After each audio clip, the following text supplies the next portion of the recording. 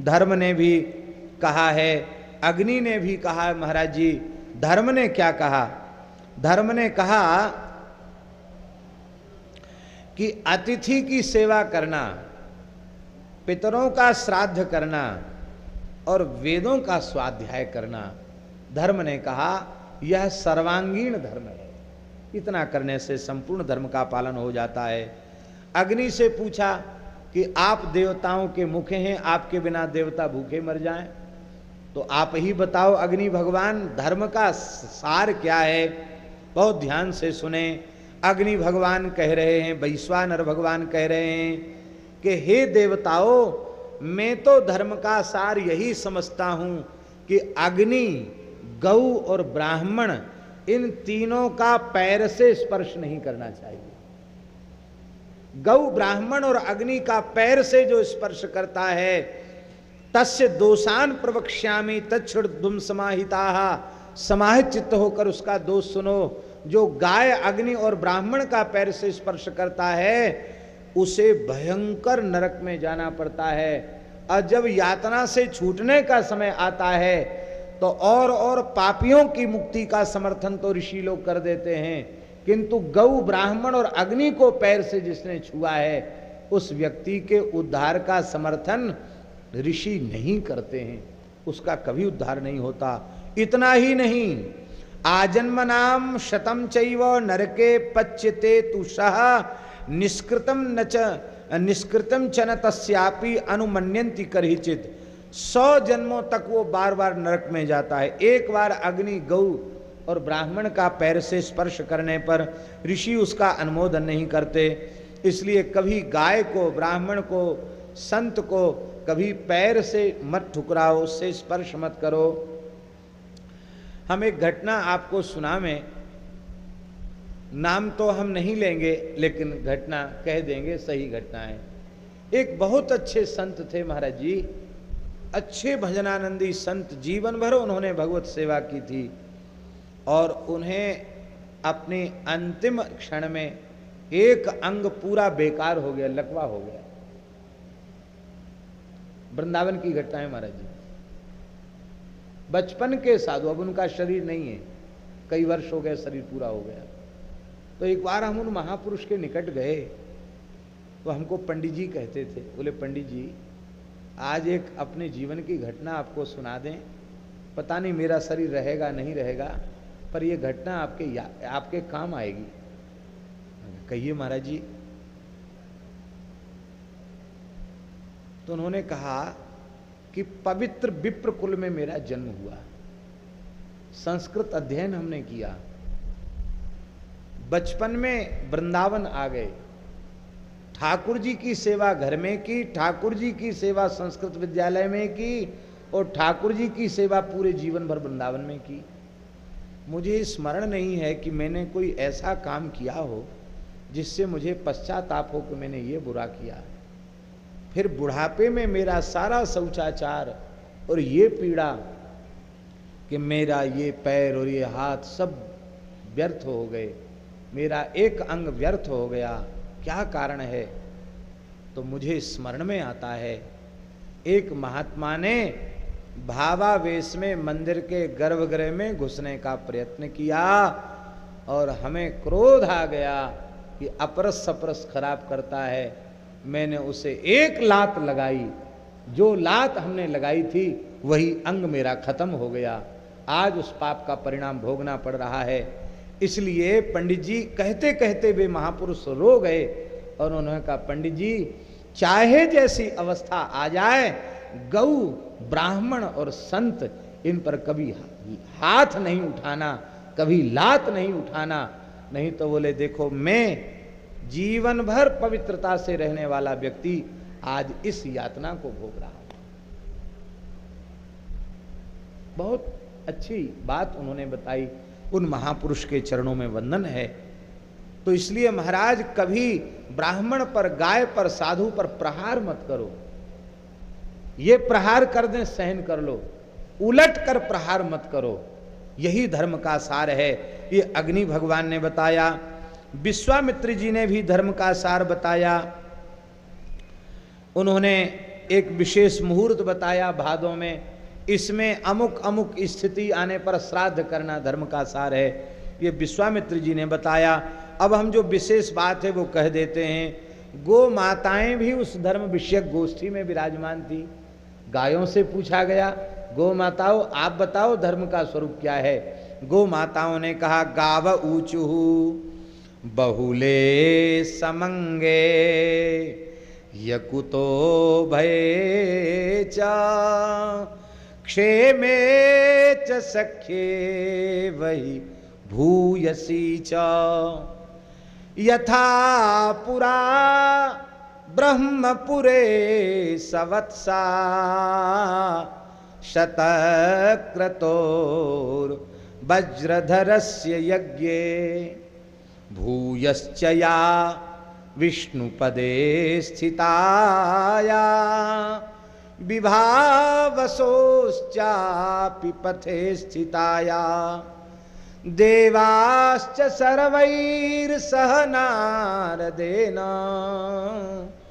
प्रकुर्वते सर्वसेति नाम मंत्रेणैते नाभिवंदेत यो वै विमुच्यते पापकृतेन कर्मणा लोकानवाप्नोति पुरंदरस्य गवां फलं चंद्रमसोद्युतिंच एतं हि मंत्रं त्रिदृशा विजुष्टं पठेत यः परवसु गोष्ठ मध्ये न तस्य पापं न भयं न शोकं सहस्र नेत्रस्य च याति लोकम। 4 श्लोक हैं महाराज जी, इनकी व्याख्या नहीं कर रहे हैं, इनका सारांश बतला रहे हैं। गोमाता कहती धर्म का सार यही है कि पर्व के समय, वैसे तो प्रतिदिन गोष्ठ में जाओ, नहीं तो पर्व के समय एकादशी, द्वादशी, पूर्णिमा, अमावास्या आदि जो पवित्र तिथियां हैं उन पर गौशाला में अवश्य जाए। जाकर क्या करे, बोले मेरे नामों का संकीर्तन करे तो संपूर्ण पाप आजन्म के समाप्त हो जाते हैं। धर्म का सबसे श्रेष्ठ सार यही है। और जो यह नियम ले लेता है कि इन नामों का हम गोष्ठ में जाकर नित्य कीर्तन करेंगे, वो भगवान सहस्र शीर्षा पुरुषा सहस्राक्ष सहस्रपात ऐसे भगवान श्री हरि के दिव्य लोक को प्राप्त करता है, भगवान के नित्य धाम को प्राप्त करता है। धर्म का सार यही है। हमारा विचार है कि ये नाम, इनका उच्चारण तो हम लोग कर ही लें। श्री बहुलायै नमः, सब लोग बोलिए। देखो महाभारत के ये भाव हैं, गो माताएं खुद कह रही हैं, इनका उच्चारण करने से सारे पाप नष्ट हो जाते हैं। श्री बहुलायै नमः, श्री समंगायै नमः, श्री अकुतो भयायै नमः, श्री क्षेमायै नमः, श्री सख्यायै नमः, श्री भूयस्यै नमः, श्री सर्वसहायै नमः, श्री सुरभ्यै नमः। इन नामों का उच्चारण करने से संपूर्ण पाप नष्ट हो जाते हैं। सभी लोकों में ये गोमाताएं विराजमान हैं। अग्नि ने, लक्ष्मी ने, अंगिरा ने, गर्ग ने, धौम्य ने, महर्षि जमदग्नि ने, इन्होंने भी धर्म का रहस्य वर्णन किया है। वायु ने धर्म का रहस्य, लोमसी ने धर्म का रहस्य, अरुंधति ने धर्म का रहस्य, चित्रगुप्त जी ने धर्म का रहस्य, प्रमथ गणों ने धर्म का रहस्य, महाराज दिग्गजों ने धर्म का रहस्य, महादेव जी ने धर्म का रहस्य, कार्तिकेय जी ने धर्म का रहस्य, विष्णु भगवान ने धर्म का रहस्य, ब्रह्मा जी ने धर्म का रहस्य, सब ने अलग अलग वर्णन किया है। और इसके बाद अनेक प्रकरणों का वर्णन करने के बाद तपस्वी ऋषियों ने भगवान श्री कृष्ण के प्रभाव का बड़ा सुंदर वर्णन वहाँ किया है। और कैसे भगवान श्री कृष्ण ने तप किया है, उस तप का वर्णन और धर्म विषयक शिव पार्वती जी के संवाद का भी बड़े विस्तार पूर्वक वर्णन किया है। और इस प्रकरण के वर्णन के पश्चात श्री पितामह भीष्म ने शुभ अशुभ कर्मों की प्रधानता का भी वर्णन किया है, स्वर्ग नरक के स्वरूप का वर्णन किया है, किसे स्वर्ग जाना पड़ता है, किसको नरक जाना पड़ता है, ये सब बात कही गई है। और वर्ण व्यवस्था जन्म से है, इस बात को भी इस प्रकरण में विशेष जोर दे करके कहा गया और का इन इन लक्षणों वाले व्यक्तियों का अमुक अमुक कुलों में जन्म होता है। तो अपने अपने कर्म के अनुसार उनका वह अमुक अमुक योनियों में जाना तय हो जाता है, ऐसा भी वर्णन किया है। राजधर्म का, दान धर्म के अंतर्गत जो राजधर्म है उसका भी वर्णन किया है। और इसके बाद महाराज ये भगवान शिव पार्वती का संवाद है और बहुत विलक्षण इसकी महिमा है। बोलो श्री गौरी शंकर भगवान की जय। क्या खाना चाहिए क्या नहीं खाना चाहिए, इसी प्रकरण में प्याज, लहसुन, गाजर और छत्राक जिसको कुकुरमुत्ता कहते हैं, इसको खाने का निषेध किया गया है। इसको खाने के बाद चांद्रायण व्रत करना चाहिए, ऐसा वर्णन है। स्त्री धर्म का भी बहुत विस्तार पूर्वक वर्णन किया गया है। और स्त्री धर्म के बाद महाराज जी इसमें विष्णु सहस्त्र नाम का वर्णन किया गया, ये भी इसी के अंतर्गत है। श्री युधिष्ठिर ने पूछा है, वैशंपायनोवाच श्रुत्वा धर्मान् अशेषेण पावनानि च सर्वशः युधिष्ठिरः शान्तनवं पुनरेवाभ्यभासत। संपूर्ण धर्मों को आद्योपांत श्रवण करने के बाद युधिष्ठिर ने भीष्म जी से पूछा, महाराज आपने इतना विस्तार पूर्वक धर्म बता दिया, हम तो बहुत घबरा गए, इतना विस्तृत धर्म का स्वरूप आप बताइए, समस्त धर्मों में सबसे श्रेष्ठ धर्म क्या है? बोलो वृंदावन बिहारी। बोले सब धर्मों में, भीष्म जी कहते हैं सब धर्मों में सबसे श्रेष्ठ धर्म है भगवान के हजारों नामों का कीर्तन करना, सहस्र नाम का कीर्तन करना। भगवान नाम संकीर्तन से बढ़कर कोई धर्म नहीं है। एस में सर्वधर्माणाम भवतः परमो मतः, यही एस में सर्वधर्माणाम धर्मोधिकतमो मतः यद भक्त्या पुंडरीकाक्षम स्तवैरर्चेन्नरः सदा। यही संपूर्ण धर्मों में श्रेष्ठ है। भगवान के नाम लेकर भगवान की स्तुति करके और मनुष्य भगवान की उपासना करे। भगवान के जो मुख्य मुख्य नाम हैं उनका वर्णन कर रहे हैं। ओम विश्वम विष्णुर्वषट्कारो भूत भव्य भूत प्रभु भूतकृत भूत वृद्ध भावो भूतात्मा भूत भावना भूतात्मा परमात्मा च मुक्तानाम परमागति अव्यय पुरुष साक्षी क्षेत्रज्ञक्षर एवचो योगो योग विदान्वितो नेता प्रधान पुरुषेश्वरा नारसिंह बपु श्रीमान केशव पुरुषोत्तमा इत्यादि प्रकार से भगवान के सहस्र नामों का वर्णन किया है। श्री संपूर्णानंद जी महाराज कोई भी व्यक्ति आता तो उसको यही बताते थे, 3 बार विष्णु सहस्र नाम का पाठ करो, सवेरे दोपहर और शाम, कैसा भी संकट होगा समाप्त हो जाएगा। और अनेक लोगों ने इसका लाभ प्राप्त किया है। बड़ा सरल स्तोत्र है, बड़ी सहजता से इसको कंठस्थ किया जा सकता है, इसका पाठ किया जा सकता है। सायंकाल प्रातःकाल जपने योग्य मंत्रों का वर्णन है, ब्राह्मणों के महात्म्यों का पुनः पुनः वर्णन है। और इसके बाद अब अंतिम बात भीष्मारोहण पर्व की है। भीष्म जी ने कहा, राजन अब तुम जाओ और तैयार होके आओ। जाते तो नित्य ही कथा सुनने के बाद युधिष्ठिर चले जाते हैं। बोले महाराज हम जावें और कब आवें, क्या तैयारी करके आवें? भीष्म जी ने कहा, बेटा युधिष्ठिर, मेरे अंत्येष्टि संस्कार की तैयारी करके आओ।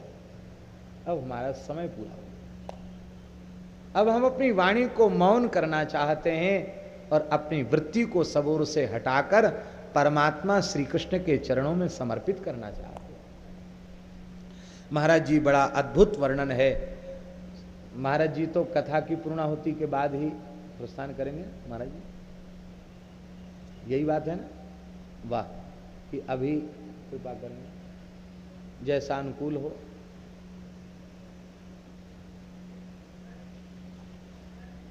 श्री गोलोक बिहारी भगवान की जय। जय श्री राधे। बड़ी कृपा।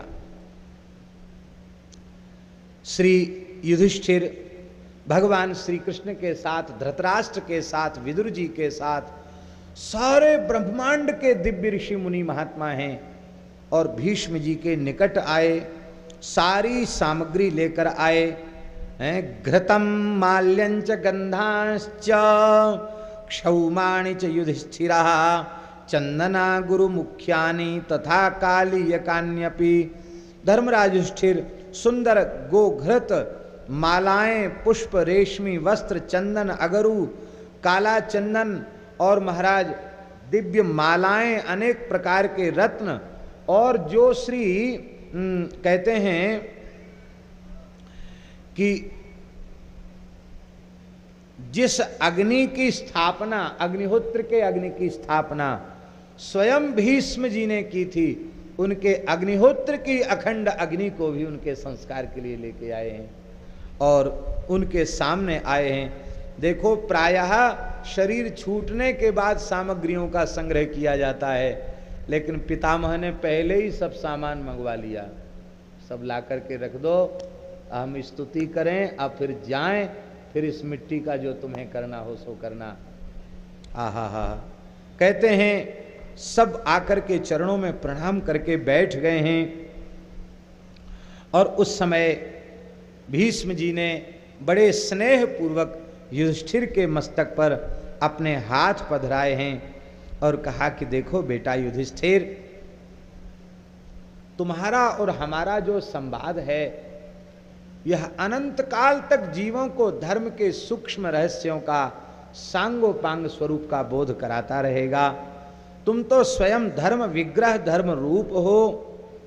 850 रात्र्यः शयानस्याद्य में गताः शरेषु निशिताग्रेषु यथा वर्ष शतम तथा।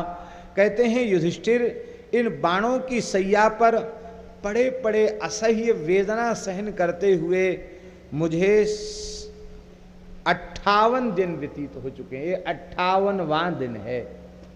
57 दिन हो चुके, आज 58वां दिन है। किंतु ये 58 दिन सैकड़ों वर्षों के समान हमें व्यतीत हुए। इतनी पीड़ा हमने सहन की। बेटा युधिष्ठिर, आज बहुत सुंदर मुहूर्त है, माघ मास है, शुक्ल पक्ष है, अष्टमी तिथि है और सब प्रकार से अनुकूल है। धृतराष्ट्र की सेवा करना और धर्म का पालन करना। हम अंतिम बात तुम्हें बता रहे हैं कि तुम कभी ब्राह्मणों का तिरस्कार नहीं करना। कहते हैं इसके बाद भीष्म जी ने भगवान की स्तुति की। भागवत में भीष्म स्तुति अलग है और महाभारत की भीष्म स्तुति छोटी है, क्योंकि और सब स्तुति तो वे कर ही चुके हैं। भीष्म जी कह रहे हैं, भगवन् देव देवेशो सुरासुर नमस्कृत त्रिविक्रम नमस्तुभ्यम शंख चक्र गदाधर। आपके चरणों में बारंबार प्रणाम है। त्रायस्व पुंडरीकाक्ष पुरुषोत्तम नित्य सह अनुजाने हिमाम कृष्ण वैकुंठ पुरुषोत्तम। हे वैकुंठ, हे पुरुषोत्तम, हे श्री कृष्ण, आप हमें अनुमति प्रदान करें, मैं इस देह को विसर्जित करना चाहता हूं। भगवान प्रसन्न भये और भगवान ने कहा, अनुजानामि भीष्मं त्वाम बसून प्राप्नुहि पार्थिव न तेस्ति ब्रजनम किंचित देहलोके महद्युते। अब तुम्हारा इस संसार में कोई भी कार्य शेष नहीं रह गया। अणुमात्र पाप आपके भीतर नहीं रह गया है। हे भीष्म जी, आप तो अष्टवसुओं के अवतार हैं, आप एक अंश से वसुलोक में प्रस्थान करो और अपने एक स्वरूप से मेरे नित्य धाम को प्राप्त करो। इस बात की चर्चा फिर कभी समय आने पर हम करेंगे। एक एक भगवत भक्त में, पार्षद में दो दो स्वरूपों का भी समावेश हो जाता है, तीन तीन स्वरूपों का भी समावेश हो जाता है। इसकी एक पृथक चर्चा है, भगवान ने चाहा तो कभी करेंगे। और दोनों प्रकार की बातें प्रमाणित हो रही महाभारत से, दोनों प्रकार की बातें महाभारत से प्रमाणित हो रही हैं। ध्यान दें, भगवान कहते वसु स्वरूप को प्राप्त करो, और इसी प्रकरण में कहा गया कि वे ब्रह्मरंध्र से प्राणोत्सर्ग करके भगवान के सनातन धाम में चले गए।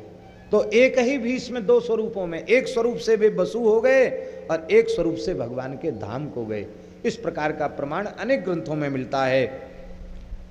भगवान ने कहा आप ब्राह्मणों के भक्त हैं, पितृभक्तों सी राजर से मार्कंडेय इवापरः, आप तो दूसरे मार्कंडेय के समान हैं। आपके चरणों में आपकी आज्ञा पालन के लिए मृत्यु खड़ी है, आप मृत्यु के अधीन नहीं हैं। आपने भगवान का दर्शन किया, प्राणायाम चढ़ाया, एक बड़ा भारी चमत्कार हुआ। भीष्म जी ने जैसे ही प्राणायाम चढ़ाया है, चरणों से लेकर के प्राणवायु ऊपर उठी है, और जहां से प्राणवायु ऊपर उठती है वहां के बाण निकल जाते हैं, घाव भर जाते हैं, और एवं प्रकारेण चरण से लेके मस्तक तक सारे बाण निकल गए, सारे घाव भर गए, और भीष्म जी का स्वरूप ऐसा हो गया मानो अभी राजमहल से चल करके आए। नहीं, विचार करें, इतने समय तक शरीर पड़ा रहा, क्या हालत होगी शरीर की।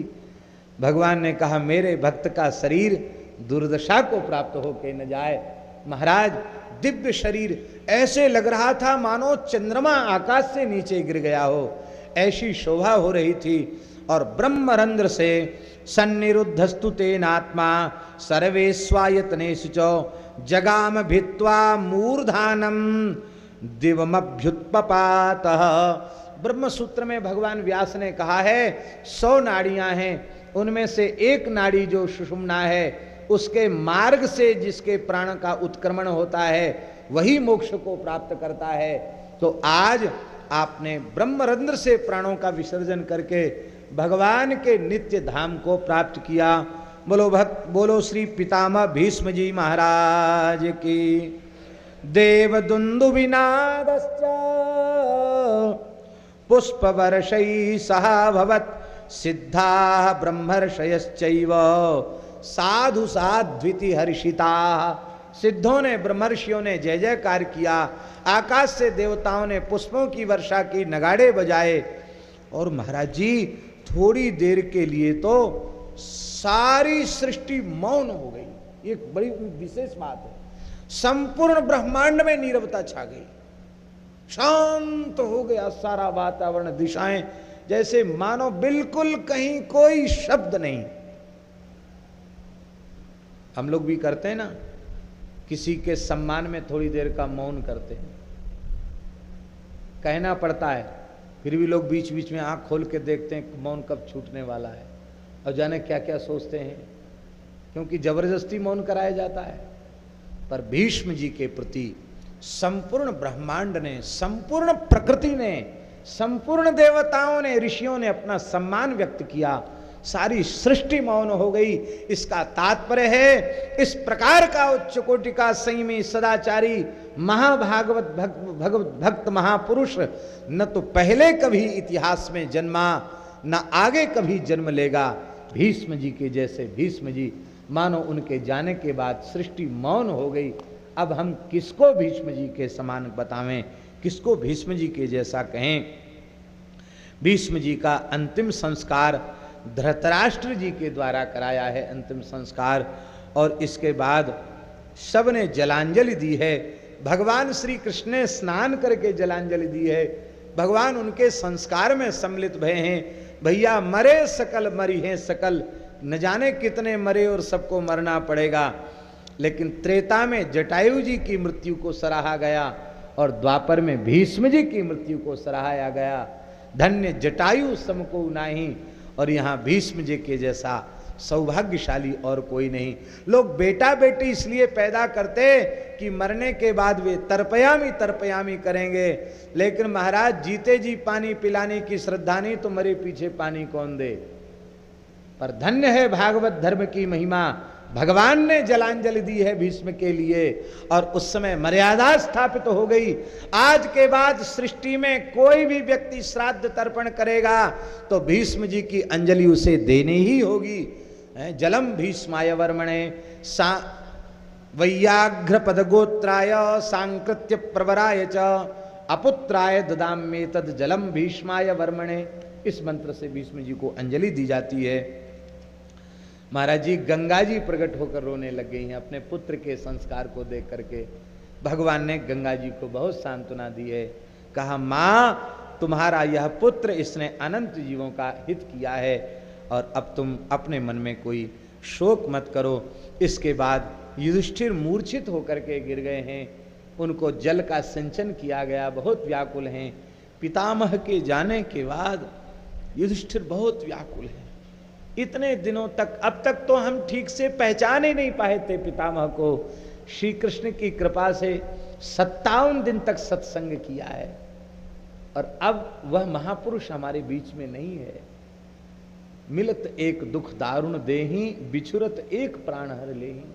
मूर्छा हो गई है।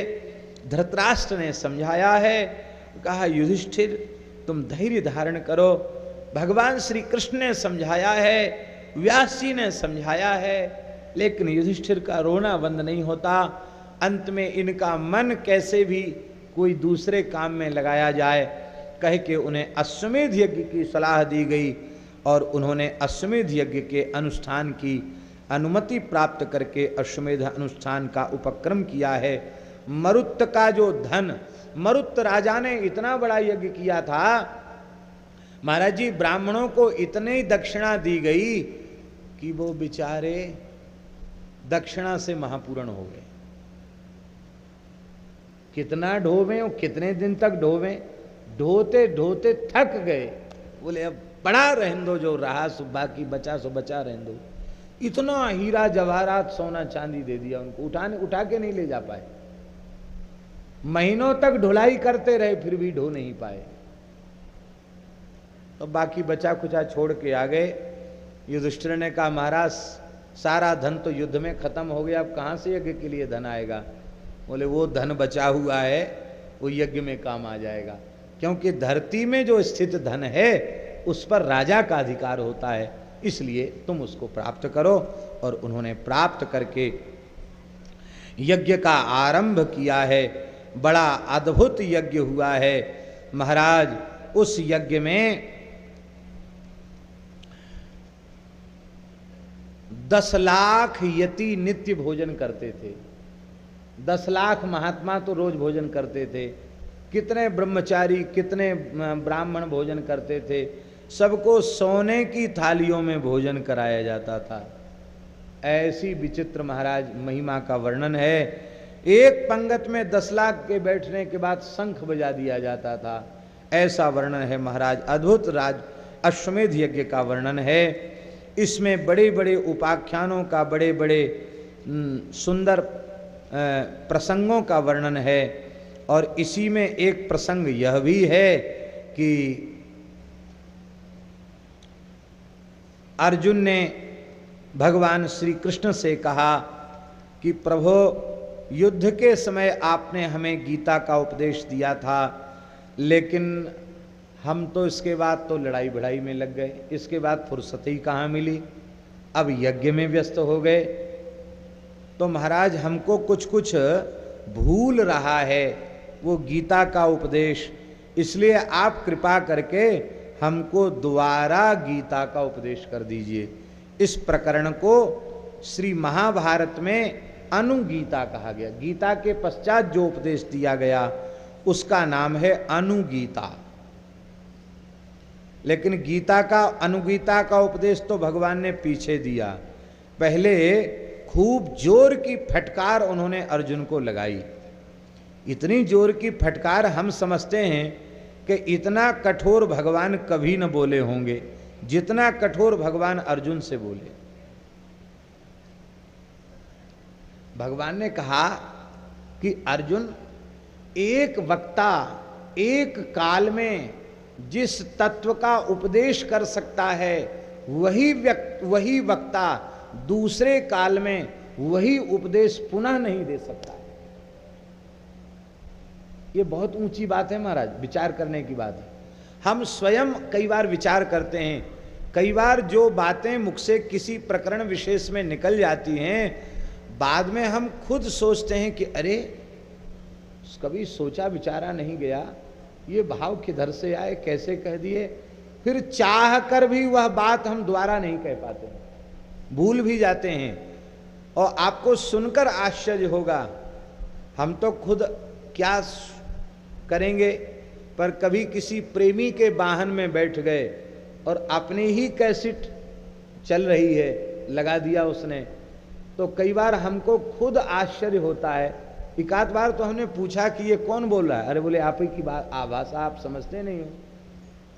ये भाव कहाँ से आए, हमें खुद पता नहीं चलता कि हम कहाँ से बोल रहे हैं और क्या बोल रहे हैं।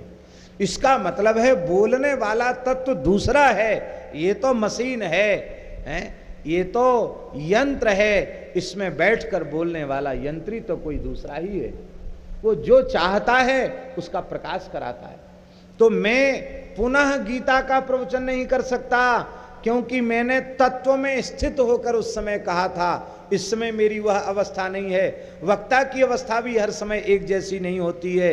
लगता है अर्जुन तुम श्रद्धा शून्य हो, तुम धार्मिक नहीं हो, इसलिए तुमने भुला दिया, बहुत फटकार लगाई है। अर्जुन उदास हो गए, बोले महाराज अब जो छिपा के रखते तो क्या अच्छा होता, जो बात सही सही थी हमने बता दिया, तो उसको द्वारा पढ़ा दीजिए, द्वारा सुना दीजिए तो हमारा कल्याण हो जाएगा। भगवान ने अर्जुन को हृदय से लगा कहा, कोई बात नहीं, फटकारा तो है हमने तुमको, पर आखिर हो तो तुम मेरे मित्र, इसलिए हम तुम्हें द्वारा गीता का उपदेश करेंगे, पर उन वाक्यावली को नहीं दोहराएंगे। उसी गीता का प्रवचन हम दूसरे प्रकरण के माध्यम से करेंगे, एक ब्राह्मण ब्राह्मणी के संवाद के रूप में भगवान ने कहा है। इसी को अनुगीता कहा गया। सब कुछ अनुगीता के बारे में वर्णन किया गया। उत्तंक मुनि महाराज मारवाड़ में रहते थे।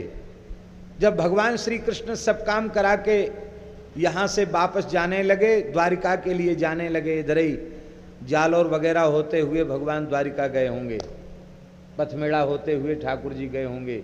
बीच में उत्तंक ऋषि मिले, उन्होंने कहा हमने आपसे पहले कहा था जब आप शांत दूत बन के जा रहे थे, झगड़ा नहीं होने देना, झगड़ा मत कराना, पर तुमने हमारी बात मानी नहीं, झगड़ा करा के आए हो।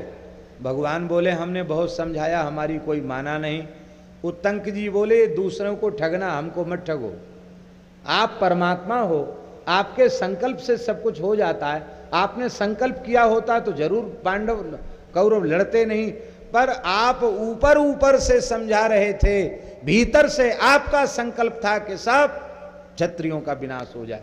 आपने ठीक नहीं किया, मैं आपको शाप देता हूं। भगवान हंसने लगे। भगवान ने कहा महाराज शाप देने का विचार मत कीजिए। क्यों?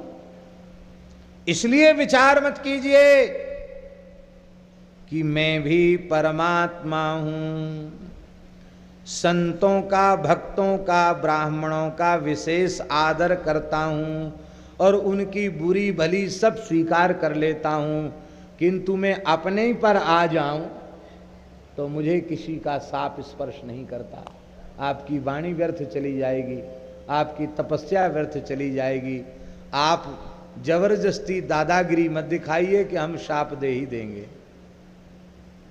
इतना कहने के बाद उत्तंक जी ठंडे पड़ गए, बोले चलो कोई बात नहीं, तो जिस रूप का अर्जुन को दर्शन कराया उसका दर्शन करा। बोले हाँ वो कर लो, विराट रूप का दर्शन कराया है और वरदान दिया है कि हे भगवान इस मारवाड़ की धरती को आप वरदान दे करके जाइए। भगवान ने वरदान दिया है, यहाँ दिव्य औषधियाँ होंगी, यहाँ की गायें दुधारू होंगी, पयस्विनी होंगी, यहाँ जन्म लेने वाले लोग धर्मात्मा होंगे, उन पर धर्म की, लक्ष्मी की कृपा बनी रहेगी। और भगवान ने ये भी वर्णन किया है कि समय समय पर यहाँ जो है मरु देश में जल प्राप्त होने का भी वरदान दिया है कि आवश्यकता पड़ने पर एकदम जल का अभाव नहीं होगा, कभी कभी जल वृष्टि भी हो जाएगी, ऐसा भी भगवान ने आशीर्वाद दिया है। उत्तंक भगवान को शाप देने को उद्यत हो गए, इतना तप कहाँ से आया? जन्मेजय जी ने पूछा और वैशंपायन जी ने बताया यह उनकी गुरु भक्ति का प्रताप था। तो भगवान को भी शाप देने को उद्यत हो गए। और इधर भगवान लौटकर द्वारिका आए हैं, वसुदेव देवकी को महाभारत युद्ध का वृत्तांत बताया, अभिमन्यु वध की बात बताई है और सब लोग बड़े दुखी भये हैं। और इसके बाद जो है श्री धृतराष्ट्र जी ने विदुर जी के माध्यम से संदेश भेजा है। अश्वमेध के प्रकरण का बड़ा विस्तृत वर्णन है, बहुत विस्तार से अश्वमेध यज्ञ हुआ है और एक से एक बढ़कर के अद्भुत चरित्र हैं। और उस यज्ञ की पूर्णाहुति पर जय जयकार हो रही थी, ऐसा यज्ञ न भूतो न भविष्यति। एक नेवला आ गया, बोले एक सिलोंच वृत्ति वाले ब्राह्मण ने एक ब्राह्मण अतिथि को सतुआ खिलाया था, उसके पुण्य की बराबरी यह यज्ञ नहीं कर सकता। लोगों ने कहा महाराज ये कथा और सुना दो। उसने कहा देखो, एक मुदगल नाम के ब्राह्मण थे, सिलोंच वृत्ति से निर्वाह करते थे, सतुआ बना करके रखा था और श्री दुर्वासा जी महाराज आकर के जीम गए, पूरा सब खा गए और फिर भी उस ब्राह्मण ने असंतोष नहीं किया, अपना भाग दे दिया, अपनी पत्नी का भाग दे दिया, अपने पुत्र और पुत्र वधू का भी भाग दे दिया, फिर भी उसके मन में असंतोष नहीं हुआ। और उस ब्राह्मण ने, दुर्वासा जी ने जहाँ कुल्ला किया था, जूठी पत्तल जहाँ पड़ी थी उसमें मैं लौटा तो मेरा आधा शरीर सोने का हो गया। पर इस यज्ञ में दोना पट्टल में हम खूब लौटे, पर हमारा बाकी शरीर सोने का नहीं हुआ। इसलिए पक्की बात है कि उस ब्राह्मण के जैसा यह यज्ञ नहीं है। ये महाराज ये क्या है? ये सब ठाकुर जी की लीला है। भक्त के भीतर अहंकार न रहे, सबको दक्षिणा दे करके विदा किया है। बोलो भक्तवत्सल भगवान की। हिंसा मिश्रित यज्ञों की निंदा की गई है। और महाराज जी वैष्णव धर्म पर्व, वैष्णव धर्म पर्व भी ये आश्वेधिक पर्व के अंतर्गत पर्व है, इसकी बड़ी भारी महिमा है। स्वयं भगवान श्री कृष्ण ने युधिष्ठिर को वैष्णव धर्म का उपदेश किया है। महाभारत का यह वैष्णव धर्म पर्व भी स्वतंत्र रूप से श्रवण करने योग्य है। इतना श्रेष्ठ धर्म यह पर्व है। इसमें भगवान की भक्ति की बड़ी भारी महिमा का वर्णन किया गया है। भगवान कह रहे हैं, हे युधिष्ठिर, जन्मांतर सहस्रैस्तु मनुष्यत्यम सुदुर्लभम।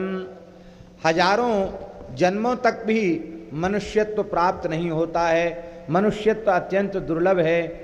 और तद गत्वा पीहियो धर्मम न करोति स्ववंचिता। मनुष्यत्व प्राप्त करके जो भगवान की भक्ति नहीं करता है, उसने तो मानो अपने आप को ठग लिया है। इसलिए हे युधिष्ठिर, ये च माम सर्वभूतस्थम पश्यन्ति ज्ञान चक्षुषा मदभक्तास्तान सदा युक्तान मत समीपम नयाम्यहम। जो ज्ञान दृष्टि से मेरे भक्तों का, वैष्णवों का आदर करता है, मेरे समान संतों को मानकर, भक्तों को, वैष्णवों को मानकर जो सेवा करता है, सदा मुझ में मन को लगाए रखता है और मेरे भक्तों का आदर करता है, ऐसे भाग्यशाली जीव को मैं अपने नित्य धाम को प्रदान करता हूँ। यही वैष्णव धर्म है। भगवान और भगवान के भक्तों का आदर, इसी का नाम वैष्णव धर्म है। मदभक्ता न विनश्यन्ति मदभक्ता वीतकल्मषाः मदभक्ता नाम तु मानुष्ये सफलम जन्म पांडव, हे युधिष्ठिर मेरे भक्तों का नाश कभी नहीं होता, मेरे भक्त निष्पाप होते हैं और मेरे भक्तों का ही मानव शरीर धारण करना सफल है। इसलिए मानव शरीर ग्रहण करके वैष्णव धर्म को स्वीकार करते हुए, मेरी शरणागति को स्वीकार करते हुए मेरी अनन्य भाव से उपासना अवश्य करना चाहिए।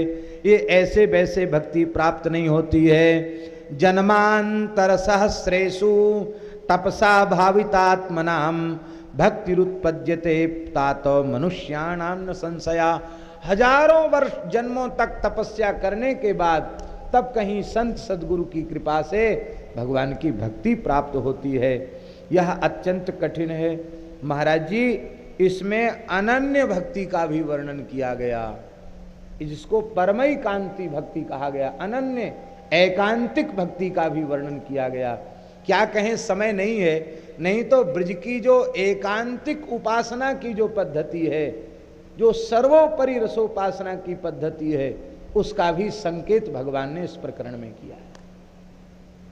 आचार्यों ने जिस भक्ति का प्रचार किया है उसका भी भगवान ने इसमें संकेत किया है। बहुत विस्तृत प्रकरण है। भगवान ने कहा है कि देखो युधिष्ठिर,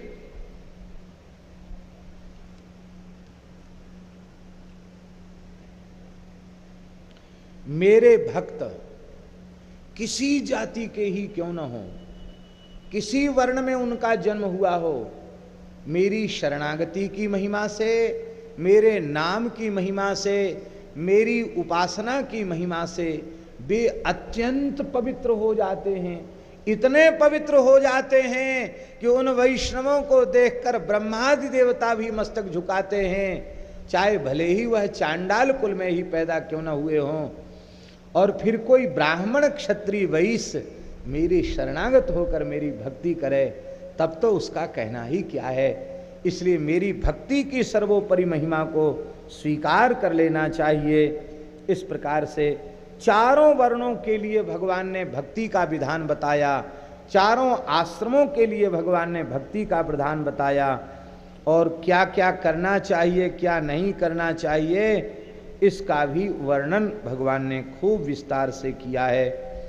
और एक विशेष बात कही है भगवान ने कहा देखो युधिष्ठिर, वैष्णवों का धर्म ये है, ये माम न प्रतिपद्यन्ते शंकरम व नराधमा ब्राह्मणान व महादेवान वृथा जीवन्ति ते नराः। जो नराधम मेरी शरणागति को स्वीकार नहीं करते हैं, भगवान शंकर और इस धरती के देवता ब्राह्मण इनकी शरण नहीं लेते, इनका आदर नहीं करते हैं, उनका जीवन व्यर्थ हो जाता है। माने भगवान ने अपना, शिवजी का और ब्राह्मणों का, तीन के आदर की विशेष बात भगवान ने कही है। कहते हैं कि जिनकी आसक्ति भक्ति शास्त्रों में नहीं है, तर्क शास्त्र में जिनकी आसक्ति है, नास्तिक पक्ष का अवलंबन करने वाले हैं, देवताओं की निंदा करने वाले हैं, ऐसे लोगों का जन्म व्यर्थ है। इसलिए मेरे भक्तों का कर्तव्य है वह मेरी अनन्य भाव से उपासना करें। देखिए वैष्णव को मदभक्ता ये नरश्रेष्ठ मदगता मत्परायणा मद्याजनो मन नियमस्तान प्रयत्नेन पूजयेत। ये भक्तमाल का सिद्धांत कह रहे हैं भगवान कहते जो मेरे भक्त हों, मेरे में मन को लगाने वाले हों, जो मेरी शरण में हों, मेरा पूजन करते हों, ऐसे भक्तों की विधिवत तुम्हें उपासना करनी चाहिए, यही सबसे श्रेष्ठ है। वे भक्त एक क्षण के लिए भी मेरे पवित्र नाम को भूलते नहीं हैं। जो संतों की, ब्राह्मणों की निंदा करता है उसे कुत्ते की योनि में जन्म लेना पड़ता है। बाद में वह भक्त पर, ब्राह्मण पर, संत पर, गुरु पर दोषारोपण करने से गधा होता है। फिर जाने क्या क्या होता भगवान जाने, लंबी चौड़ी बात भगवान ने बताई है। इसका मतलब गौ, ब्राह्मण, संत, गुरु इनकी कभी निंदा नहीं करनी चाहिए। हमारे पूज्य महाराज जी कहते थे कि कोई साधु ब्राह्मण अथवा गुरु ही क्यों न हो, यदि हमारे चित्त में कोई ऐसी बात आ गई है जो हमारी श्रद्धा भावना उपासना के अनुकूल नहीं है, कई बार दोष दिख जाते हैं, आ जाते हैं समझ में, तब क्या करें? तो महाराज जी कहते थे कि यह सब होते हुए भी निंदा न करे। यदि निंदा करता है अपने पूज्य जनों की तो उसके आजन्मकृत सारे पुण्य नष्ट हो जाते हैं। अपराध और अधिक न बने, दूर हो जाए भले ही, लेकिन निंदा कभी न करे, ये भगवान ने विशेष बात कही है। बोलो भक्तवत्सल भगवान की। वैष्णवों का धर्म है, उन्हें नाम में प्रीति रखनी चाहिए, वैष्णवों की सेवा करनी चाहिए, गौ ब्राह्मणों का आदर करना चाहिए और द्वादशी तिथि का आदर करना चाहिए। इस सब का वर्णन किया। और भगवान ने एक बड़ी विलक्षण बात कही है।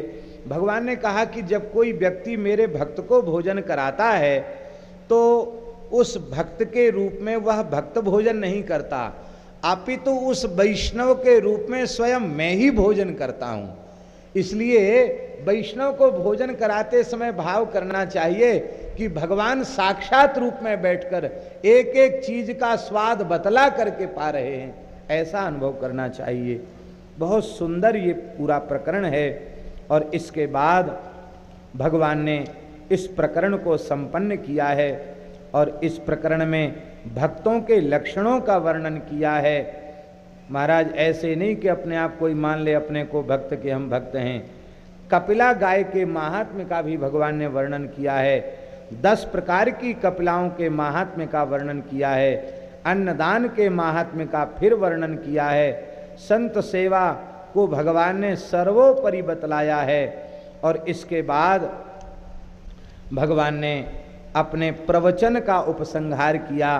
बोले युधिष्ठिर, जो कुछ बात विशेष रूप में कहने योग्य थी हमने कह दी है, अब हमें अनुमति मिले, हम द्वारिका जाना चाहते हैं। ये अश्वमेध के बाद भगवान ने वैष्णव धर्म का उपदेश किया है और भगवान द्वारिका पधारे हैं। बड़ी सुंदर भगवान की शोभा हो रही है। उस समय भीमसेन भगवान के ऊपर छत्र लगा करके खड़े हैं और स्वयं अर्जुन भगवान के सारथी बने हुए हैं। नकुल सहदेव वो भगवान के चमर ढुरा रहे हैं। ऐसी सुंदर भगवान की शोभा हो रही है।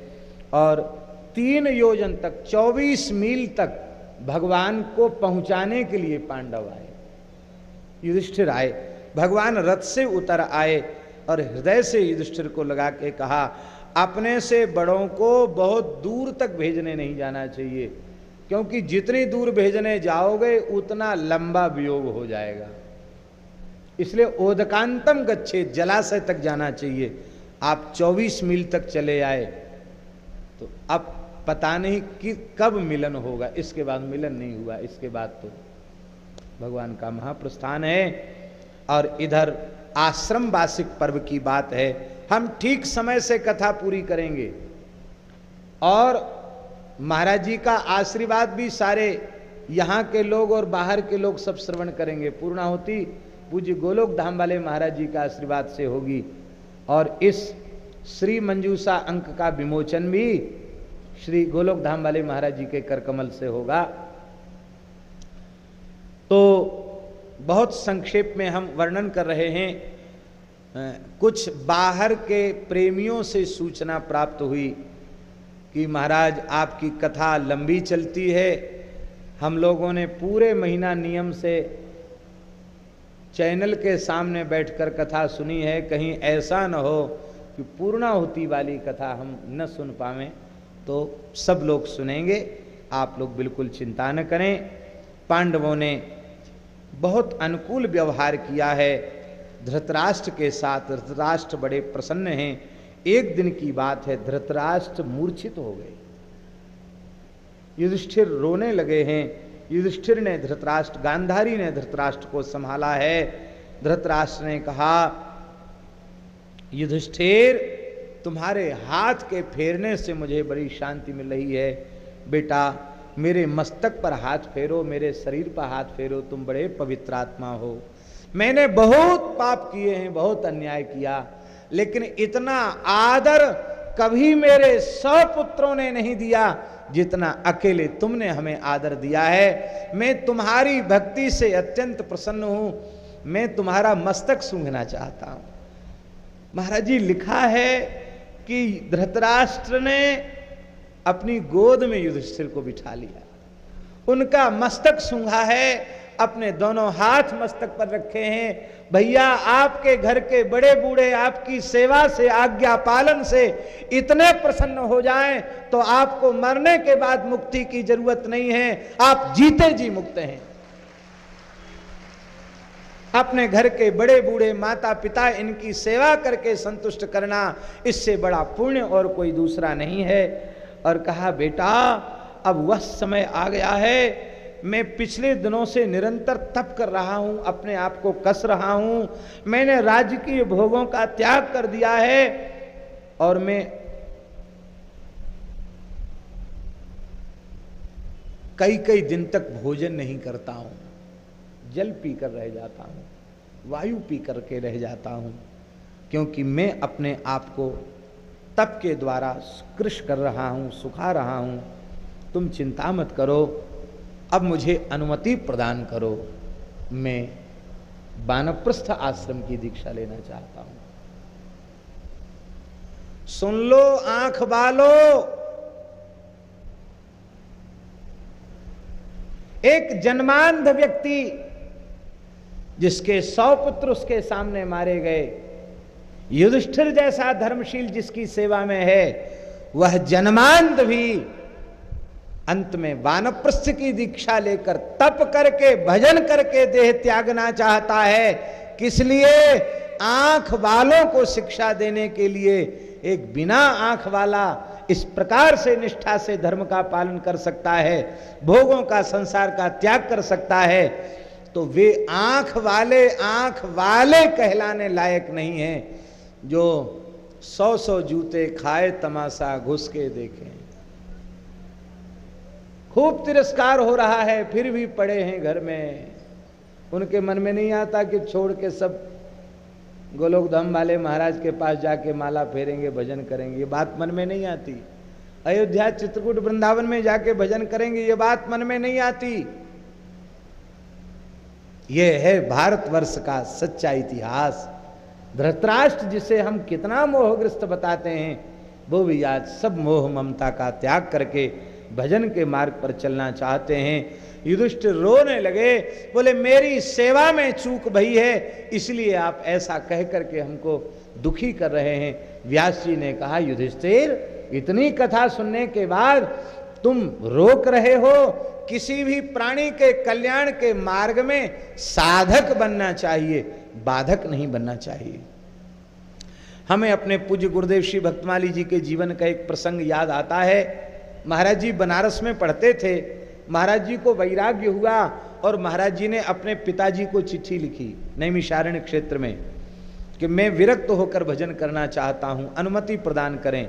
महाराज जी 3 भाई थे, सबसे बड़े महाराज जी थे। महाराज जी के पिताजी ने पत्र को अपनी पत्नी को, महाराज जी की माता को नहीं सुनाया और उन्होंने पत्रोत्तर लिखा, पवित्र कान्यकुब्ज विप्रकुल में तुम्हारा जन्म हुआ है, तुमने वाराणसी में रह करके अध्ययन किया है, शास्त्रों का तुम्हें अध्ययन है, किसी भी जीव के कल्याण के मार्ग में बाधक नहीं बनना चाहिए। यदि तुम अपना कल्याण विरक्ति में समझते हो तो मेरा आशीर्वाद है, आजीवन विरक्त भाव से रहकर भजन करो। और यदि तुम्हारा मन अभी संसार से पूरी तरह निवृत्त नहीं हुआ है तो तुम ज्येष्ठ पुत्र हो, विवाह करो और मेरी सेवा करो। महाराज जी ने पत्र पढ़ा, सारा सामान बांट दिया और महाराज जी विरक्त हो गए। कल्याण के मार्ग में किसी जीव के बाधक मत बनो। हमारे यहां जिसने कहा कि हम भजन करेंगे, जाओ भजन करो, भजन करो। हम आपसे सत्य कहते हैं, आश्रमों में व्यक्तियों की, संतों की, साधकों की आवश्यकता रहती है, लेकिन हम अपनी व्यक्तिगत बात बताते हैं। हमारे ठाकुर जी की सेवा का अत्यंत महत्वपूर्ण उपयोगी से उपयोगी साधु साधक विद्यार्थी यदि यह कहता है कि मैं सब छोड़ के एकदम तत्परता से भजन में लगना चाहता हूं, तो हम कहते लाख करोड़ काम हमारे बिगड़ जाएं, हमें परवाह नहीं, पर भजन के लिए हम किसी को रोक नहीं लगाते। खूब भजन करो। शरीर मिला किस लिए है? भगवत प्राप्ति के लिए मिला है, भगवत भजन करना चाहिए। व्यास जी ने अनुमति प्रदान करा दी है। कुंती माता ने भी वनवास की दीक्षा ग्रहण की है। महाभारत की कुंती और भागवत की कुंती में अंतर है कल्प भेद के कारण। भागवत में जो चरित्र है वो सारस्वत कल्प का चरित्र है और महाभारत में जो चरित्र है वो वर्तमान श्वेत वाराह कल्प का चरित्र है, इसलिए अंतर आ जाता है। कुंती ने भी अपने पुत्रों की बात नहीं मानी, अपने जेठ और अपने देवर का अनुगमन किया। जेठ धृतराष्ट्र और देवर विदुर जी और गांधारी, ये चारों ने त्याग किया है। महाराज जी एक अध्याय में 9वें अध्याय में धृतराष्ट्र ने क्षमा मांगी है प्रजा से। क्या भारतवर्ष का गरिमापूर्ण इतिहास है। राजा प्रजा से क्षमा मांग रहा है और प्रजा ने रोते हुए विदाई दी है महाराज को और कहा महाराज और अधिक मत कहिए, हम सहन नहीं कर पाएंगे। और एक बात महत्वपूर्ण कही है धृतराष्ट्र ने, मेरा पुत्र दुर्योधन दुष्ट अवश्य था, लेकिन जहां तक मेरा विचार है मेरे पुत्र दुर्योधन ने भी कभी आप लोगों को यातना नहीं दी होगी। फिर धर्मराज युधिष्ठिर से तो क्या सुख मिला इसका हम वर्णन नहीं कर सकते हैं। और इसके बाद चले आए हैं विदुर जी। इधर श्री युधिष्ठिर बहुत दुखी हैं, अपने बड़े बूढ़े अपने घर छोड़ करके चले गए हैं। अब तो वे नारद जी की आज्ञा से मिलने के लिए जंगल में गए हैं। जंगल में धृतराष्ट्र से मिले हैं, गांधारी से मिले हैं, माता कुंती से मिले हैं। पुरानी बातों की याद आ गई है और महाराज पुराने घाव फिर हरे हो गए। इतने लोग मारे गए, ये हो गया वो हो गया। व्यास जी बोले इतने जैसे तैसे संसार छूटा, भजन में लगे, अब फिर वही रोना गाना शुरू हो गया। व्यास जी ने कहा चिंता मत करो, तुम्हारे दुख को हम दूर करने के लिए सबको बुलाते हैं। महाभारत में जितने लोग मरे थे सबको व्यास जी ने गंगा जी के जल से प्रकट कर दिया। सब प्रकट हो गए, सबने कहा हम बड़े सुखी हैं, स्वर्ग में हैं। लड़के गए सब पापों से मुक्त होकर वहां गए। दुर्योधन आदि भी मिले हैं और युधिष्ठिर से मिले हैं, कर्ण भी मिला है युधिष्ठिर से, भाई भाई कह के हृदय से लगाया, कर्ण को सबने प्रणाम किया है, सबसे मिले हैं। और अब सबका शोक दूर, देखो व्यास जी की कितनी सामर्थ्य है, सबका शोक दूर कर दिया गया है और सब अंतर्धान हो गए, गंगा जी के जल में ही अंतर्धान हो गए हैं। सबको बड़ी शांति मिली है। लेकिन इस पूरे प्रकरण में विदुर जी नहीं दिखाई पड़ रहे हैं। विदुर जी तो जन्मसिद्ध महात्मा हैं। युधिष्ठिर ने कहा है महात्मा विदुर कहाँ गए? बोले विदुर जी तो सन्यास धर्म का पालन कर रहे हैं, अस्मक व्रत की दीक्षा ले रखी है। अस्मक व्रत एक कठोर व्रत है जिसमें यति अपने मुख में जीभ के ऊपर पत्थर का टुकड़ा रख लेता है, संसार की कोई वस्तु खाता पीता नहीं है, केवल ब्रह्म चिंतन करता है। वे कभी अंतर्धान हो जाते हैं, कभी प्रकट हो जाते हैं। उनका शरीर अस्थि मात्र हो रहा है, शरीर पर केवल एक कौपीन मात्र उनके है और कभी किसी भाग्यशाली को विदुर जी का दर्शन हो जाता है। धर्मराज युधिष्ठिर अकेले ही विदुर जी के दर्शन की व्याकुलता से जंगल में विचरण करने लगे हैं। विदुर जी दिखाई पड़े हैं, विदुर जी को देख करके युधिष्ठिर भागे हैं और जैसे ही महाराज भागे हैं विदुर जी भी भागे हैं। एक वृक्ष के नीचे वृक्ष से टिक कर के विदुर जी खड़े हो गए हैं। उनके विलक्षण तेज के सामने श्री युधिष्ठिर भी ठिठक गए हैं। वे ध्यानपूर्वक विदुर जी का दर्शन कर रहे हैं। आज महान योगियों की, सिद्धों की, परमहंसों की, महामुनिंद्रों की अवस्था आज विदुर जी ने प्राप्त की है। विदुर जी ने अपनी दृष्टि से युधिष्ठिर को देखा है। दोनों के नेत्र जब मिले हैं, व्यास जी वर्णन करते हैं, वैशंपायन जी वर्णन करते हैं, विदुर जी के शरीर से तेज निकला, नेत्रों के मार्ग से तेज निकला और युधिष्ठिर के नेत्र मार्ग से उनके भीतर समाहित हो गया। ये क्यों? क्योंकि धर्मावतार विदुर हैं और धर्मावतार युधिष्ठिर हैं। एक ही धर्म तीन रूप से प्रकट है। दास श्री विदुर जी महाराज, श्री युधिष्ठिर जी महाराज और स्वपच भक्त वाल्मीकि। इन स्वपच भक्त और विदुर जी दोनों का समावेश युधिष्ठिर में हो गया है और युधिष्ठिर भगवान के धाम को गए हैं। युधिष्ठिर ने विदुर जी के शरीर को उठाया है, लकड़ियां इकट्ठी करके संस्कार करना चाहते थे। उसी समय आकाशवाणी हुई। आकाशवाणी ने कहा कि हे महात्मा, हे युधिष्ठिर, आप इस प्रकार का प्रयास मत करो।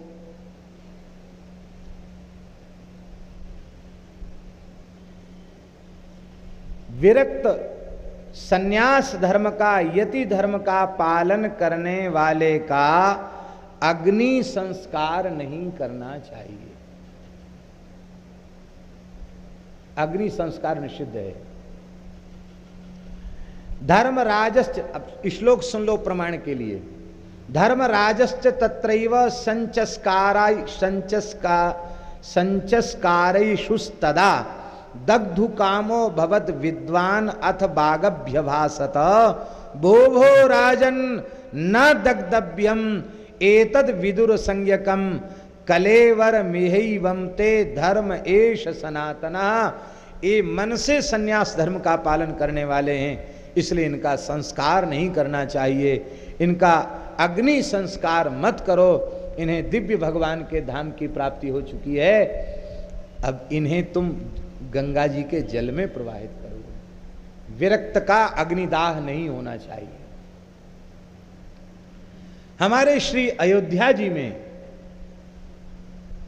एकाध स्थान को छोड़कर, अपवाद हैं वे, उनको छोड़कर अयोध्या जी में सभी विरक्त संतों के स्थानों में शरयू जल प्रवाह का नियम है।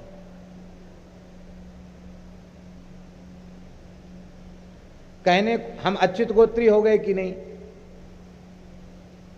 रक्त संबंध है नहीं, पिंडदान श्राद्ध आदि की कर्मकांड की क्रिया होनी नहीं है, और अग्नि संस्कार होगा तो सारा कर्मकांड होगा। तो कर्मकांड के नाम पर तो हम बाबा जी बन गए, कर्मकांड हमने किया नहीं और अग्नि संस्कार कर दिया, तो यह शास्त्र विरुद्ध है। इसलिए विरक्त का जल संस्कार होवे, और जल जहां न होवे वहां भूमि संस्कार होवे।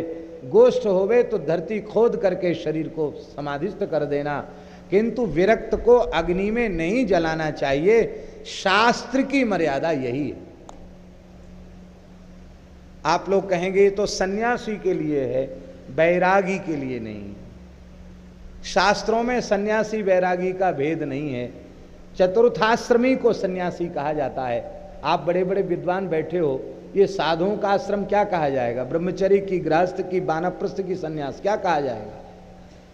गृहस्थ तो कहा नहीं जा सकता है, तब क्या कहा जाएगा? ये चतुर्थाश्रम है। चतुर्थाश्रम दो प्रकार का होता है, एक दंड वाला, एक त्रिदंड वाला, एक शिखासूत्र वाला और एक शिखासूत्र से मुक्त। दोनों प्रकार का सन्यास होता है। दोनों प्रकार के सन्यास का विवेचन महाभारत ग्रंथ में किया गया है।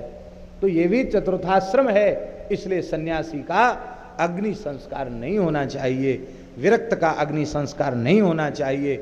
कथनचित कहीं कोई बहुत परंपरा है, मान्यता है, तो हम बिल्कुल निषेध भी नहीं कर सकते, क्योंकि परंपरा का निषेध नहीं किया जा सकता, अपलाप नहीं किया जा सकता। यदि संस्कार करे तो फिर पूरा कर्मकांड करना चाहिए, कर्मकांड में कसर नहीं छोड़नी चाहिए। ये बात श्री वृंदावन बिहारी।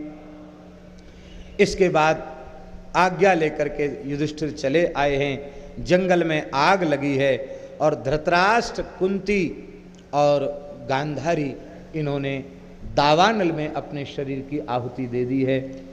नारद जी ने बताया है, रुदन कर रहे हैं युधिष्ठिर। कहा कि नहीं, रोने योग्य नहीं है। तब उनके और दैहिक संस्कार किए हैं और सबको प्रसन्न किया है। इसके बाद बहुत समय हो गया है। युधिष्ठिर ने अर्जुन को भेजा है भगवान की खबर लेने के लिए अर्जुन पहुंचे हैं और इधर ब्राह्मणों के शाप के बहाने यदुवंश के विनाश की व्यवस्था भई है। सांब को स्त्री बना के ले गए थे, बोले इसके पेट से क्या होगा, बेटा की बेटी। सीधे साधे महात्मा तो बोले आगे जाओ। एकांत में दुर्वासा जी की जमात पड़ी थी, एकांत वासा झगड़ा न झांचा। 10,000 चेला थे दुर्वासा जी के महाराज, सब त्यागी तपस्वी, अखंड विभूतिया, वो सब बैठे थे।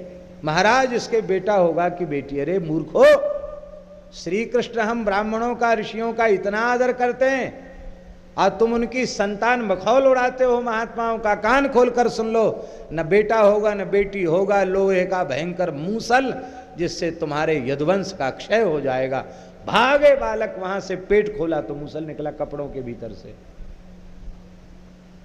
बोले क्या करें? महाराज को कहा गया, उग्रसेन जी को, घिस घिस के बहा दो समुद्र में।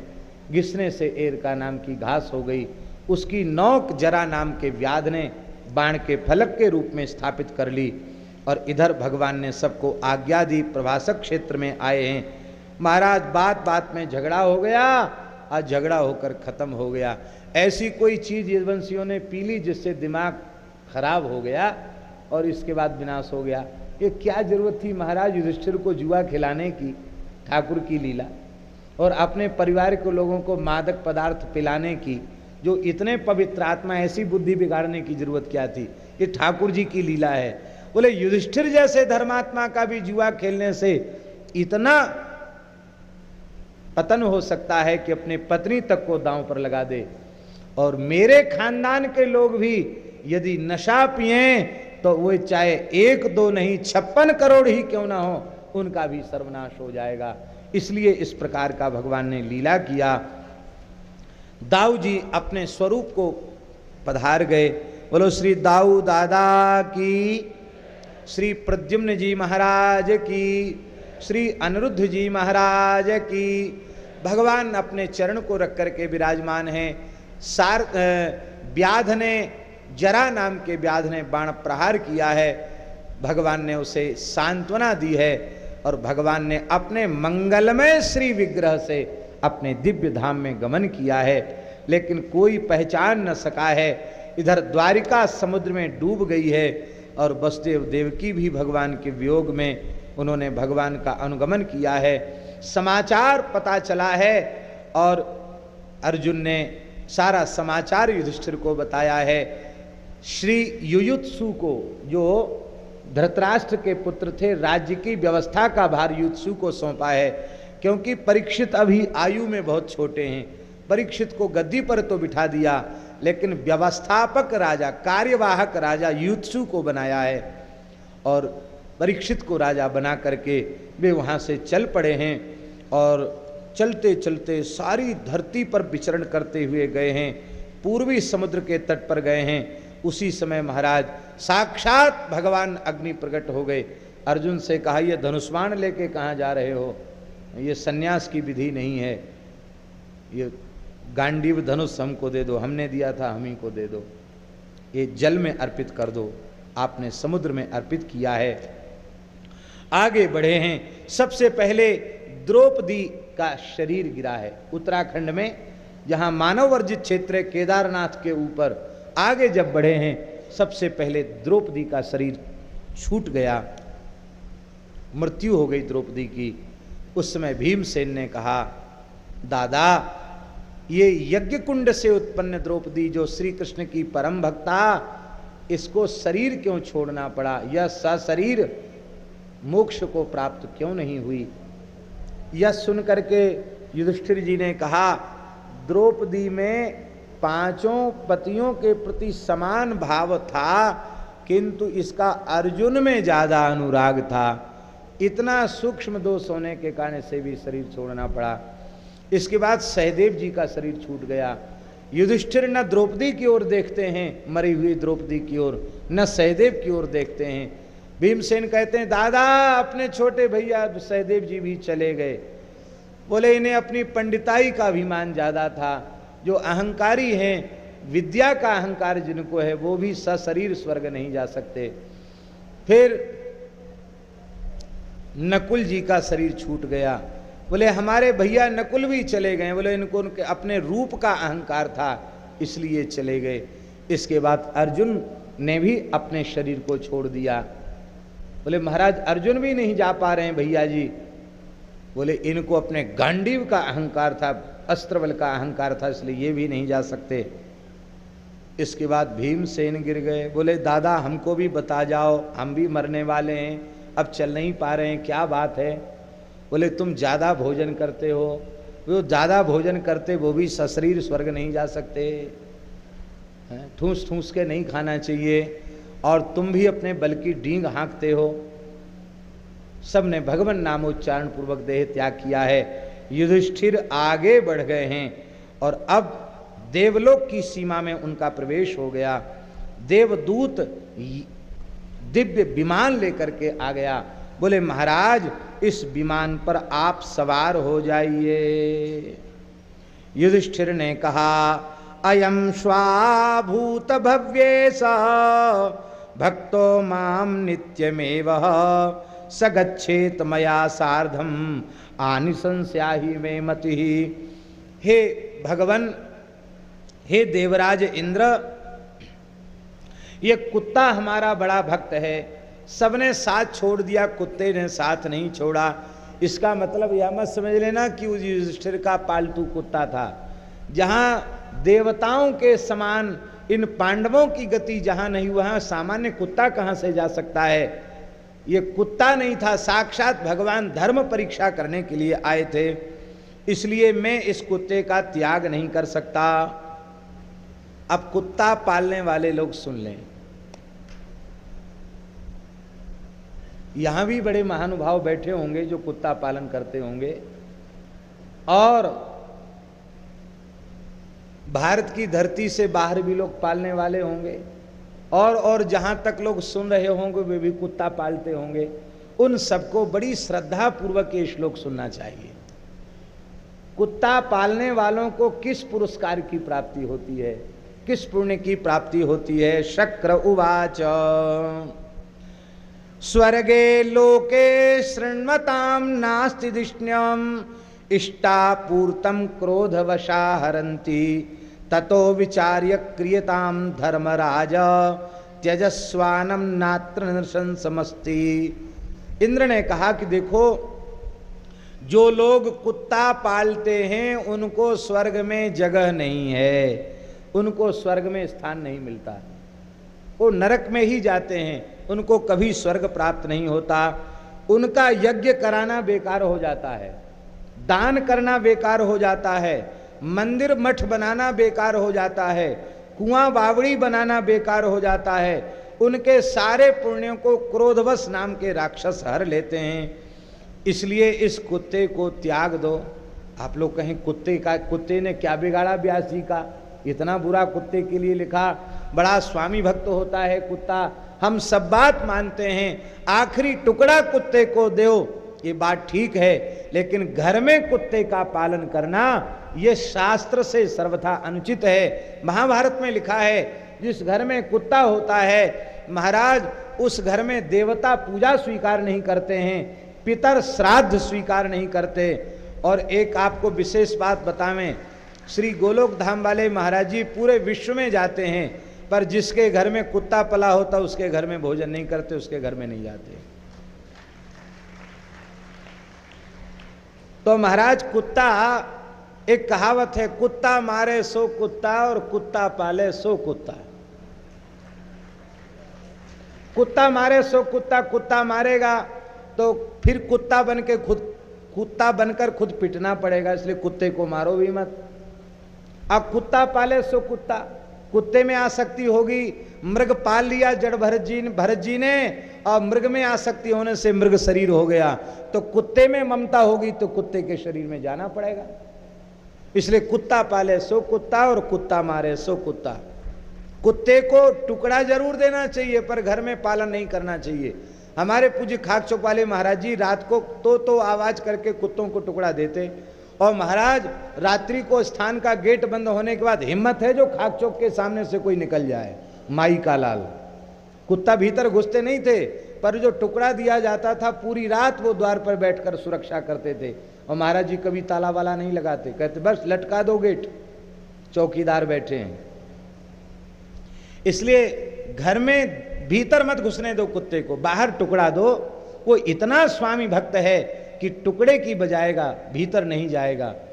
लेकिन महाराज लोग घर में बिस्तर पर सुलाते हैं, वह मुंह चाटता है, वो जाने क्या क्या करता, भगवान जाने, कुत्ता पालने वाले लोग जाने, अपना उससे कोई प्रयोजन नहीं है।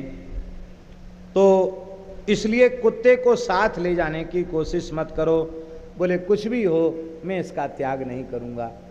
तो बस कुत्ता अंतर्धान हो गया, साक्षात भगवान धर्म प्रकट हो गए। बोलो धर्म भगवान की। बोले धर्म के लक्षणों में प्रधान लक्षण है दया, और तुम्हारे चित्त में दया है, इसलिए तुम सबसे बड़े धर्मात्मा हो, सबसे श्रेष्ठ धर्मात्मा हो।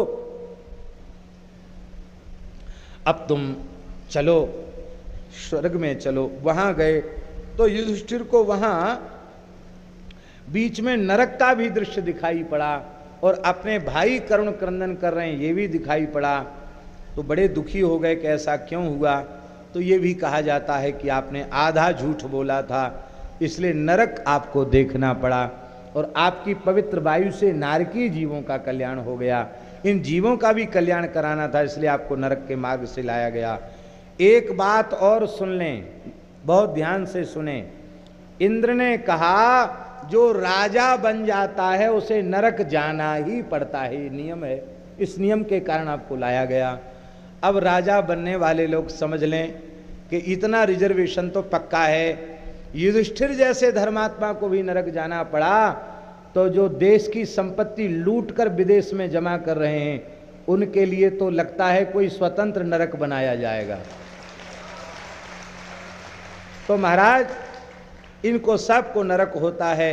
इस प्रकार के जो देश में रहकर देश से द्रोह करने वाले लोग हैं। इसके बाद युधिष्ठिर ने वहां मानुष्य भाव का त्याग किया है।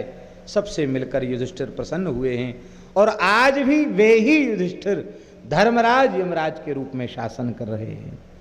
प्रातः काल उठ करके धर्मराज का नाम लेने से धर्म बढ़ता है। धर्मो विवर्धति युधिष्ठिर कीर्तनेन पापम प्रणश्यति वृकोदर कीर्तनेन। भीमसेन का नाम लेने से पाप नष्ट होता है। शत्रुर विनश्यति धनंजय कीर्तनेन। अर्जुन का नाम लेने से शत्रुओं का नाश होता है, और नकुल सहदेव का नाम लेने से शरीर में रोग नहीं होते हैं। अब महाभारत का अत्यंत 2-3 मिनट में केवल महात्म्य का एक श्लोक, 1-2 श्लोक कह करके और हम विराम करेंगे। महाभारत का खिल भाग हरिवंश है। इसमें विस्तार से भगवान की लीला और यदुवंश का वर्णन है, और जैमिनी अश्वमेध पर्व भी है जिसमें भक्त चंद्रहास आदि की कथा है। किंतु यहाँ हरिवंश वो परिशिष्ट भाग है। यहाँ महाभारत ग्रंथ पूर्ण हो जाता है। महाभारत से संबद्ध कथाएं होने के कारण इन्हें महाभारत का भाग माना गया है। ग्रंथ तो यहाँ भगवत कृपा से, व्यास जी की कृपा से ये ग्रंथ पूर्ण हुआ। ये महाभारत ग्रंथ जो श्रवण करता है, कहते महाराज उसके संपूर्ण पाप नष्ट हो जाते हैं। और कहते हैं कि यह महाभारत भी सबसे पहले व्यास जी ने सुखदेव जी को पढ़ाया था। सुखदेव जी भागवत के आचार्य तो है ही है, महाभारत के अनुसार महाभारत के आचार्य भी सुखदेव जी हैं। सुखदेव जी को यह प्रदान किया। हर्षस्थान सहस्राणि भयस्थान शतानि च दिवसे दिवसे मूढ़म आविशंति न पंडितम ऊर्ध्वबाहु विरोम्येतत् नहि कश्चित् शृणोति मे धर्मादर्थश्च कामश्च सकिमर्थम न सिव्यते। उपसंहार में व्यास जी कह रहे हैं, मैं अपनी भुजाएं उठा करके कहता हूं धर्म से ही अर्थ और धर्म से ही कामना की पूर्ति होती है। फिर तुम लोग धर्म को त्याग कर अर्थ और काम के पीछे क्यों पड़े हो? यदि अर्थ और काम की पूर्ति करना चाहते हो तो तुम्हें धर्म का पालन करना चाहिए। बड़ी सुंदर बात कह रहे हैं। न जातु कामान्न भयान्न लोभात् धर्मम तजे जीवितस्यापि हेतो नित्यो धर्म सुख दुखे त्वनित्ये जीवो नित्यो हेतुरस्य त्वनित्यः। कहते हैं कामना से, भय से, लोभ से प्राण बचाने के लिए भी धर्म का त्याग नहीं करना चाहिए। धर्म नित्य है, जिस शरीर को सुख दुख प्राप्त होते हैं वह अनित्य है, इसलिए अनित्य शरीर की उपेक्षा करके भी नित्य धर्म का पालन करना चाहिए। इस कहावत का खंडन हो गया, काया राखे धर्म। कहां तक काया को रखोगे? काया को इसलिए रखना चाहिए क्योंकि उससे धर्माचरण होता है।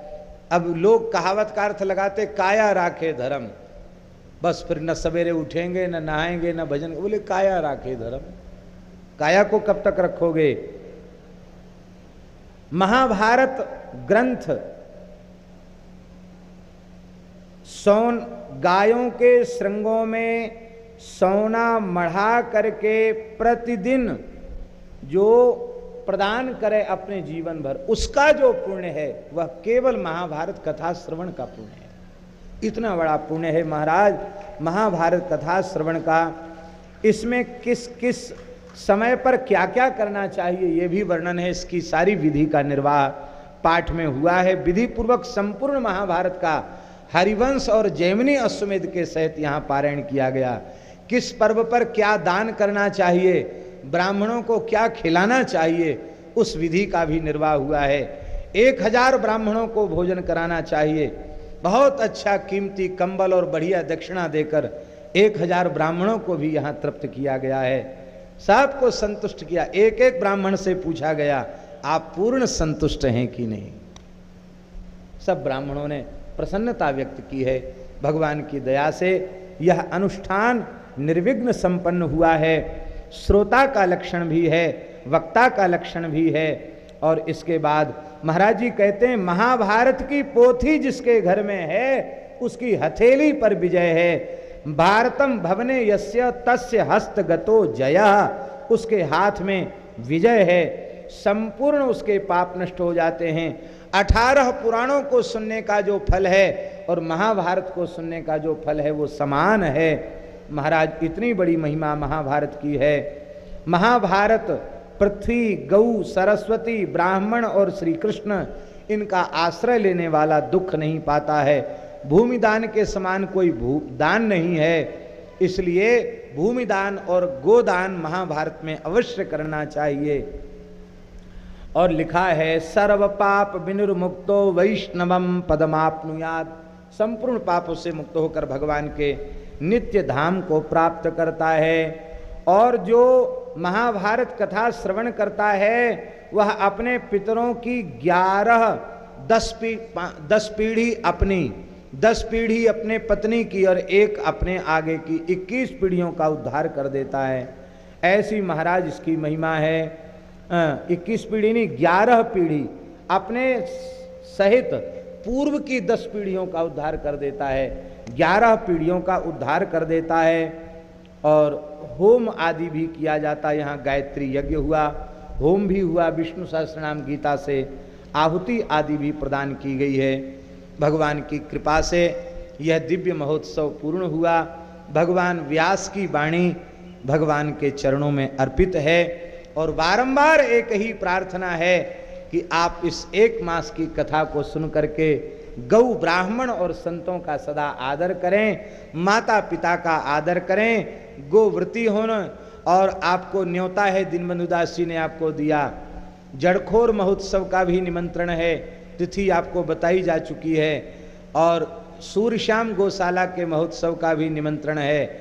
और श्री गोलोक धाम वाले महाराज जी के समायोजकत्व में जो पथमेड़ा गोधाम में इस बार महोत्सव हो रहा, गर्ग संहिता की कथा है, उसमें भी आप सबका सादर निमंत्रण है।